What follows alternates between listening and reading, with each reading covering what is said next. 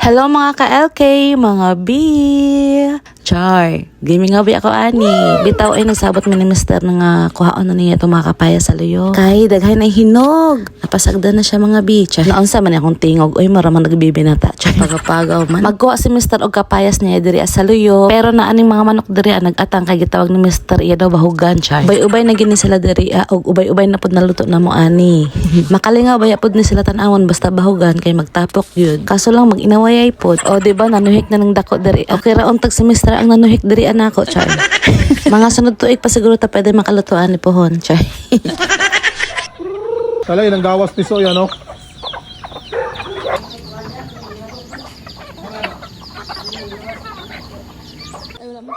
Manguha na gid mi kapayas karon mga bi kay daghan na kayo siya hinog. Ang uban ani kanan dito dapit sa liyo kay medyo hinog na gid kaayo. So dili na namo to siya kuhaon. Pakaon na lang namo na siya sa manok kung kuhaon man gani. Lain naman gid siya kanon mga bi kung hinog na kaayo. Mao nang dili gihapon siya masayang mga bi. Nanatay pang dugang display ani sa lamisa, Char. Isara ba ni sa mga prutas nga ganahan sa amo ang mga baby. Nindot kaayo tan-awan ng kapayas basta daghan na kayo bunga ba o. Kapayas lang sa amo ang i-harvest karon mga bi kay dili na maapa sa oras. Napatay mga panglutoon unya. Asin maabtan taan buto-buto, Char. Pero bitaw libre na gid ang mga kapayas ani. Mahal na ni siya paliton sa market. Labi na karon nga mga panahon na. Ding mahal gid sa mga prutas. Makales na gid ta sa ato mga pamaliton mga bi basta na atay mga tanom. Kanindot gid ba labi na og maka-harvest na ta. Matagaw ra ba gid gihapon ko anang mag-harvest, Char.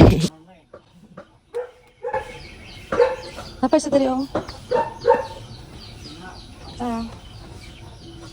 Ay, grabe na. Kadanta ko. Yelo-yelo na.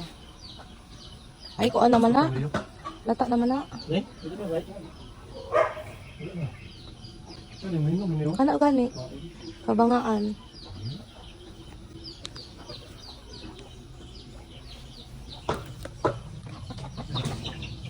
Marata mga bi, daghan kayo salamat sa mutan o mo share ana nga video. God bless sa tanan. Bye.